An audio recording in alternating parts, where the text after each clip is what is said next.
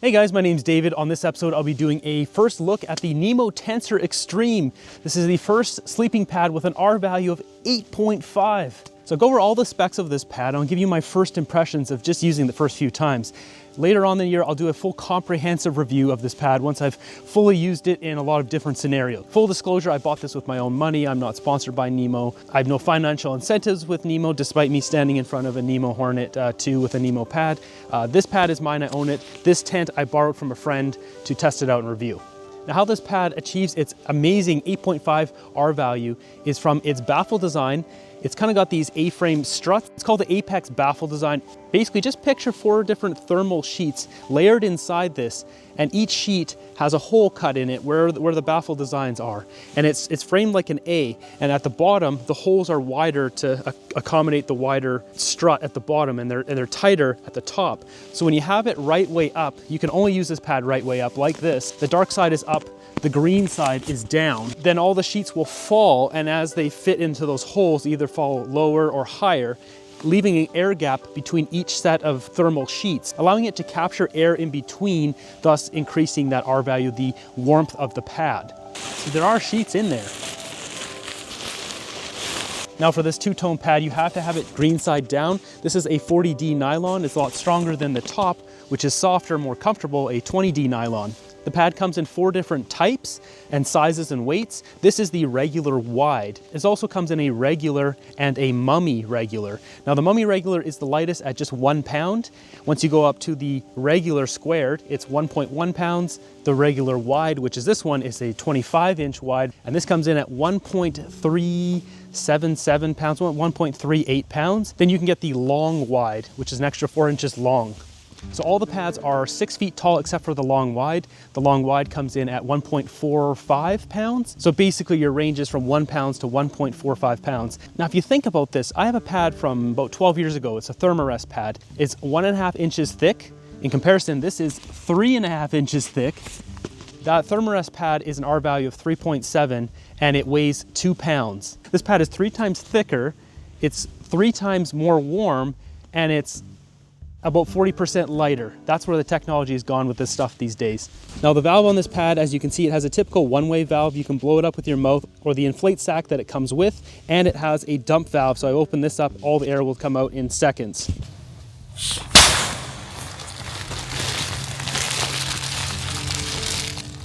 So with my limited experience with this pad so far, it doesn't have the same problem as the older Nemo pads, where sometimes when you're blowing this up, the dump valve, the second one, would accidentally pop open when you pulled out your inflate sack. This one stays in there pretty good. I tried this multiple different ways, blowing it up, holding it, standing up, and is flat on the ground. As long as you blow this up with the pad on the ground, there's no problems whatsoever. I had it come with it once when I was using the inflate sack while standing up. So the system works really well. Now for all the extras it comes with, this is the Vortex pump sack, this is the stuff sack, and it also comes with a Velcro strap. I'm not someone who likes to bring all this extra stuff. This Velcro strap is very helpful, so I will be using this. You can just wrap it around it, tie it down tight, and you don't really need the stuff sack.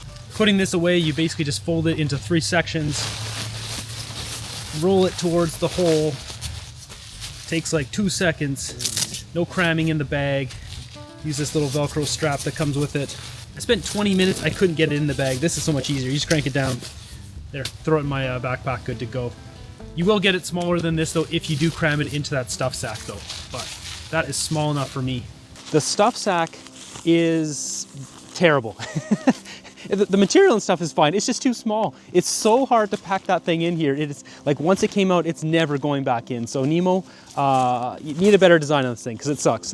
As this is just gonna be collecting dust in my closet now. It does come with a repair kit, so something to note, which is a nice little patch kit. I'm gonna put this in my first aid kit and I won't be using this stuff sack. Now let's talk about the inflate sack. I'm not really a big fan of these things. They're just extra weight. I actually come with an inflate sack myself. It's called my lungs. I don't know, I get some people like these kind of things. You can fill up your pad easier. I think it takes about 5 of these to fill up that pad. It is a little bit of effort to blow on it to fill it up, but I mean, I'm doing it once a day, like I don't really care. You do have to top that off with your mouth anyways, but it does help prevent moisture from getting in the pad. Once again, something I don't really care about.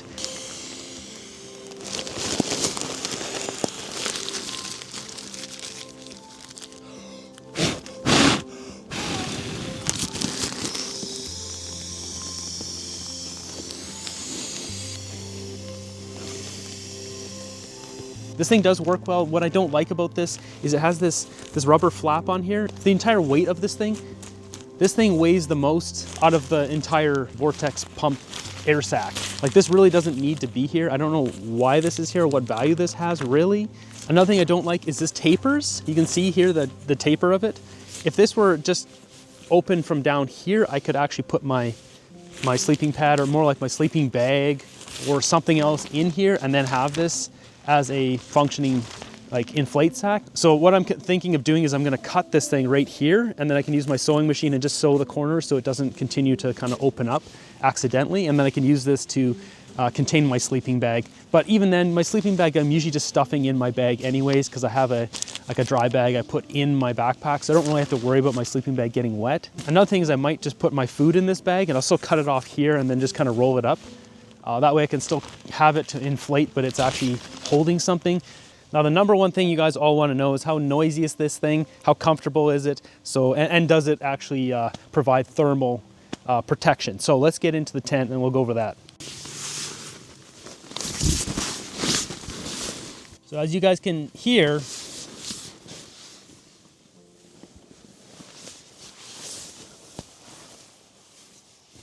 it's a pretty quiet pad. I'm actually astonished considering there's 4 thermal layers in there. Now, what I did notice on this pad when you're sleeping on it, the center is very quiet. You can't hear anything. The edges though, you get a little bit of that crinkly chip bag.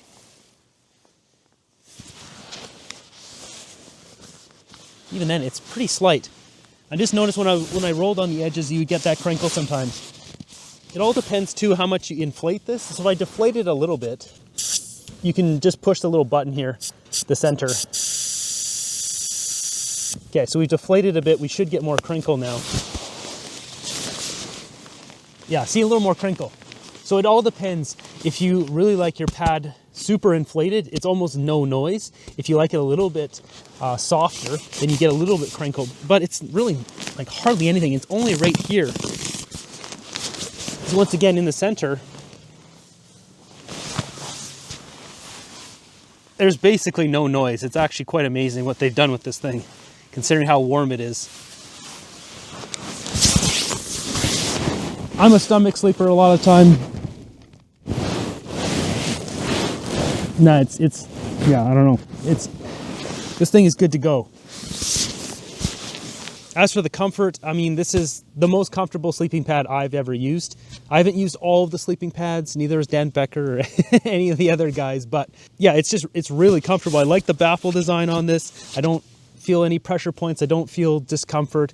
I don't feel it's like a balloon. Some of them feel balloony. And it's not like my Climate Static V, which is comfortable as long as you're laying on it. But if you try to go up on your knees on a Climate Static V, your knees will be hitting the ground. This one, definitely not at all, not even close. So you can definitely hang out in your tent on this thing.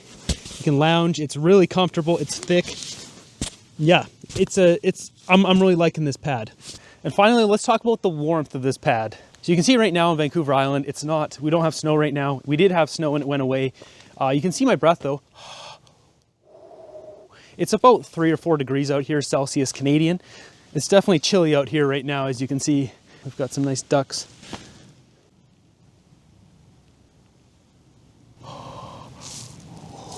I've used this thing a handful of times. Still not comprehensive review worthy, but what I can say is it feels like it has, because those sheets, it feels like there's kind of like a little dip underneath your back, and all this warmth just collects in this channel underneath your back. And I've never felt anything like that when I'm out in the woods and the ground is freezing cold, but your back has got this nice warm little channel on it. It's fantastic. So you kind of just get this whole middle section just collects heat because all your weight's in the center, and it just kind of holds it in there. It's really quite awesome. Now, one thing I don't know is if the wide pad collects more heat than the 20-inch wide ones. I'm not sure, because that one's 25. I'm about 25 inches wide, so if I sleep on a 20-inch pad, my arms hit the ground and then my hands get cold. On this one, it's so nice to just be laying down and my arms go down and hit the pad. So I'm wondering, because of a wider pad, it's a wider area to catch, the heat, it just makes more sense. I would love it if, Nemo, if you want to send me the Mummy one, it would be great to test this against to see which one's warmer. I have a feeling that the 25-inch wide is probably a bit warmer than the Mummy pad or the regular square. I've tried this out on dry ground and wet ground. It didn't make a difference. It was equally warm on both. I'm really happy with this so far. Like I said, this isn't a comprehensive review. I really need to get this up in some really, really cold, frosty conditions, some glaciers, that kind of thing. So at around $250 US, it's not the cheapest pad out there. You can definitely get cheaper, like the Climate Static V. The Climate Static V is the reason I got this pad, because I was using it in the cold Canadian Rockies in the summer. In the summertime in the Canadian Rockies, it can get down to almost 0 degrees freezing point. The Climate Static V was stated as an R value of 4.4, but turns out once it was independently tested, it's actually a 1.9, and I was freezing up there. So that's why I moved over to this. I'll be using this year round. It's light enough that I can use it even in the summer, it doesn't matter, but this will take me right into the depths of the winter. So it's a great value just to be using it all year round. And at only 1.377 pounds, almost 1.4 pounds, it's really a no-brainer. And finally, the last thing to show you about this is it actually has a little hook on the top, like a little grommet hole. That can be used for whatever you may want to use it for. Potentially, if you sweat a lot, maybe it ends up being a really hot night. A bear or a cougar comes to attack and you're freaking out, you're sweating all night and your pad gets all wet. You can hang it up in a tree outside in the sun. Or maybe you get the Hershey squirts, or maybe you pee yourself. More realistically, say if your tent leaks and you get water all over your pad, you want to hang this up out in the sun. That makes more sense. Maybe you're someone who likes to store your pads in your house, hanging up. It's there if you need it. Hopefully you guys enjoyed this first look at the Nemo Tensor Extreme. I'm pretty excited to use this pad in some more aggressive conditions. I'm starting to plan some trips now. We finally got a big dump of snow up in the mountains behind me here. So stay tuned for that. Be sure to subscribe, and I'll see you guys in the next one.